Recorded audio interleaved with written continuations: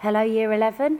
Today we're going to look at Paper 1, Question 2, which is the language question of the fiction paper. We're going to be using the example of Dr. Jekyll and Mr Hyde. If you are not at my school, Featherstone High School, you might be doing this for your literature, but at Featherstone we're not. We're doing Frankenstein. So this is actually a language revision video, but it is for... We're using Dr. Jekyll and Mr Hyde just to show you what to do. Okay, so just before we start, a quick way to revise what language methods to have in your head is a vampire harms. Okay, so I'm just going to go through. It's an acronym, so it's a way of remembering a whole lot of language methods. I don't like to use crap forest too much. I know a few people do. The reason is that that is really only for persuasive and argumentative writing, and in creative writing it might not be.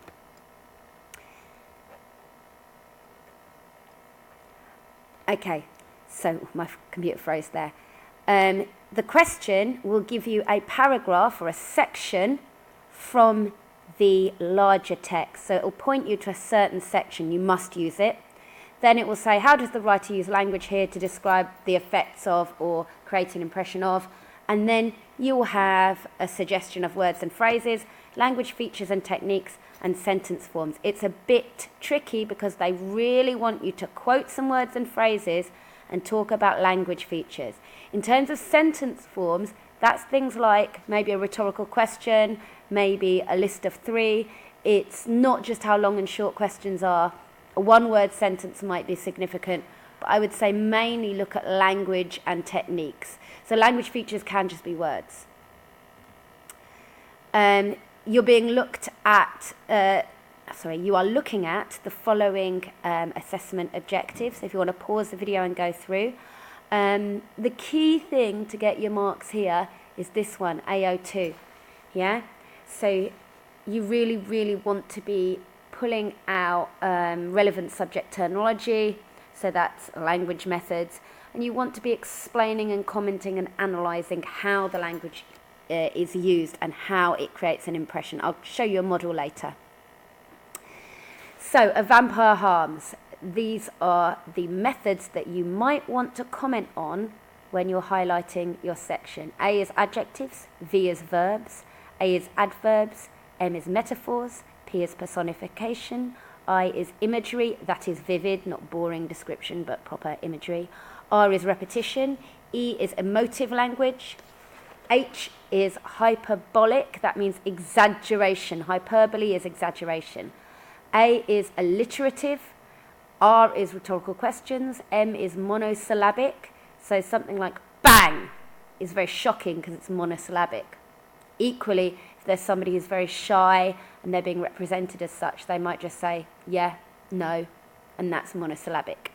Similes or sibilants is S. Similes are like metaphors, but they use as or like, and sibilants is alliteration with the letter S. So, slithery snake or sun-shining sands is sibilants. Some more methods that you don't want to forget but people often do are just very straightforward ones. If you've got an interesting word, you can use the word for the word class. Adjectives, adverbs, verbs, nouns, pronouns, discourse markers. They are connective, so you could use connective as well, like because, therefore, later on. And also, this is a very useful term, semantic fields. Semantic fields are words on the same topic. So a semantic field of breakfast would be cereal, milk, toast, porridge, yogurt, coffee, tea. They're all words on the same topic. So if you see a lot of words and you don't know how to say that, you say they're all part of the semantic field. And I'm going to give an example of later of how you'd write that. So the first thing you do, you will get your paragraph. Only look at the bit they tell you to, which will usually be 1 or 2 paragraphs. And find about 4, you don't need loads, about 4 quotes, and they don't have to be very long, that have good methods in them. And then just make sure you know what method it is And remember, if you can't identify the method, you can talk about the word class or what semantic field it's from. Underline it and say what it is, because in this exam you need to use some technical language, and you do that on your reading paper, so you annotate your reading part. Then you need to cover the following questions in your mind as you're writing your answer, and then very clearly, and I'll show you an example later. You've got to think, okay, I've got to interpret, explore, analyse and speculate. And that means answering what impact does the writer's method create? So what does it make the reader think or feel? And how does it come across? What are the connections? What are the connotations? How does it stick in your mind? Why is it so vivid? What does it remind you of? Yeah? So you say, what is the method? How does it make the reader think or feel? And then after that, why? What connections are there? If you can dig a little deeper and give 2 ideas, that's even better.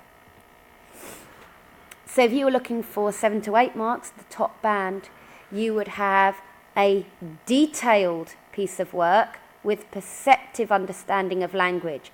So you would have chosen very good quotes. You would use exactly the right subject terminology. And then you would be analysing how and why it makes the reader think and feel things. Okay, so here's an example. Now this is from the exam board, and they always say it's written by a student, and it always sounds like it was written by a particularly boring teacher. I don't know why they always do that, but here you go. The opening paragraph consists of a single complex sentence, perhaps reflecting the onward movement of the coach.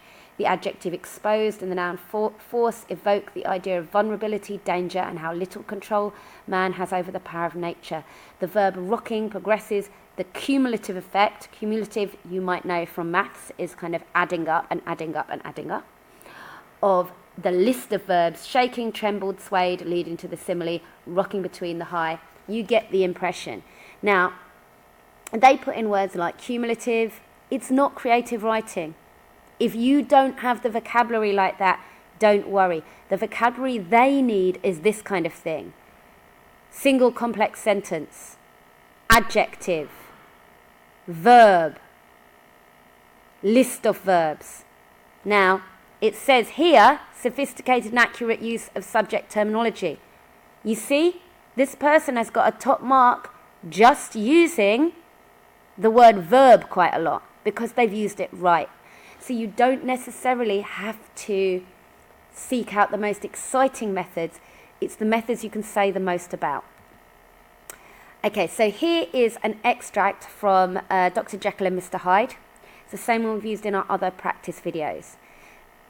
What I'd like you to do is pause the video. I'm not going to read it, and read it in your own time. So pause now. Now, let's magically underline some bits. I've colour-coded them as well. So the bits that struck me as both having a method and I could write a lot about them was this bit: block of building thrust forward. Okay, so you've got alliteration, block of building, and it thrusts forward, so it's like pushing in. There's 2 methods there, isn't there? There's alliteration and there's personification. Got a bit more personification here. They're saying there's a building with a blind forehead. Now, it's the building it can't see. Blind means it hasn't got windows to see out of, but it adds to the pity and patheticness that they personify it as if it's blind, as if it wants to see but it can't. Then you've got discoloured, sordid, blistered, disdained. And I'm thinking, well, there's no method here. These are just adjectives. Is there something I could add to adjectives? Yes. Well, have I chosen these adjectives? Well, they're all horrible, rotten words. They're to do with putrefaction and decay. Discoloured, sordid, blistered, disdained. The building's like rotten, it's gone off. So they're all in the same semantic field. And finally, I'm looking a bit at a sentence here. There's a sentence that's created in a triplet. There's 3 elements to it. And the 3 elements are 3 different groups of people. Tramps, so homeless people. Children, so probably poor little Victorian children, like kind of little ragged children. And a schoolboy. So same stereotypes as now, that teenage boys were naughty, they did graffiti and things. Look, he's tried his knife, so he's been scratching his name in the door. Yeah? So all of these people in this triplet are low status. They're people who you would probably chase away if you saw hanging around your front door. Yeah, because remember, these children are not rich children, they're like poor children you might have seen in things like Christmas Carol, the little beggar children that chase Scrooge. And obviously tramps is an old term for homeless people. So just like sadly today, they've been sleeping rough in the house. If anyone was in there, in that little doorway, the recess is the gap of the doorway, they would have been chased away, but they haven't. This is important, recess. Now, if you didn't know that meant the doorway, don't worry. I haven't highlighted it. No one knows whether I knew it or not. Same with this word, negligent. No one will know whether I knew it or not. Negligent means neglected. I'm just like, yeah, whatever. I'm not going to mention it. I'm going to pretend. So yeah, if you don't know something, don't freak out. Just leave it. Okay, so let's look at how I put that into a paragraph. The writer uses alliteration to emphasize how dominating the building appears in the peaceful street. So I don't use the writer uses language. Don't do that. Go straight in with the method. The writer uses alliteration. The block of building thrust forward because the sound of the B is brutal and rough. Okay, so this is what I mean by explaining. Yeah, I've said what it does, but I've said why. Because the sound of the B is brutal and rough. B and P, so B's and P's always sound a bit rough. Just like S's sound kind of creepy and sinister, B's and P's sound brutal and rough. Furthermore, so here I'm adding a second idea, so I'm getting more sophisticated. The personification of its thrusting forward creates the impression of in the reader's mind of a rude, aggressive place, pushing past everything else. A further personification, that of the blind forehead, changes the tone of the imagery. The reader might start to imagine a pitiable building in poor health, hence blind, which is collapsing due to neglect. Alternatively, the blindness might indicate the secretive nature of the building. We cannot look in because there is no window, but equally, if anyone is inside, they cannot communicate with the street outside. This creates a sinister and unsettling feeling in the reader.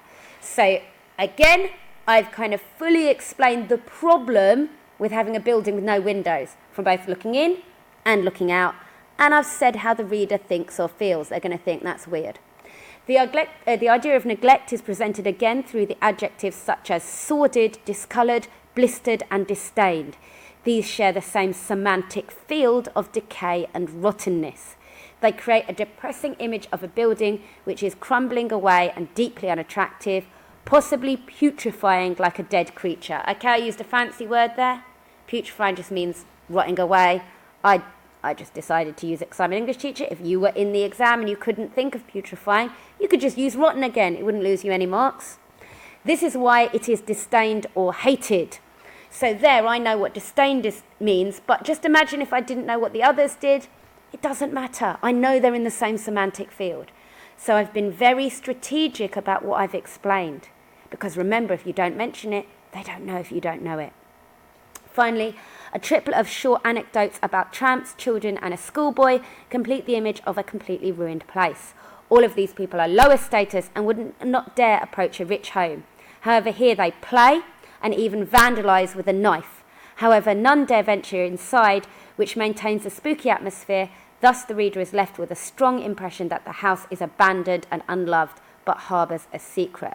So I start straight away with no language. I start with a method and I end with what the reader thinks or feels. And you will see in every single one of these, first method, then how the reader feels. First method, then how the reader feels. Keep on that process. Okay, and just to look at this again, have a look at that and look at all of these. That extract hit all of these with only 4 quotes. Use Dictogloss if you want to try this out. Good luck, and don't forget to subscribe, Year 11. Thank you very much.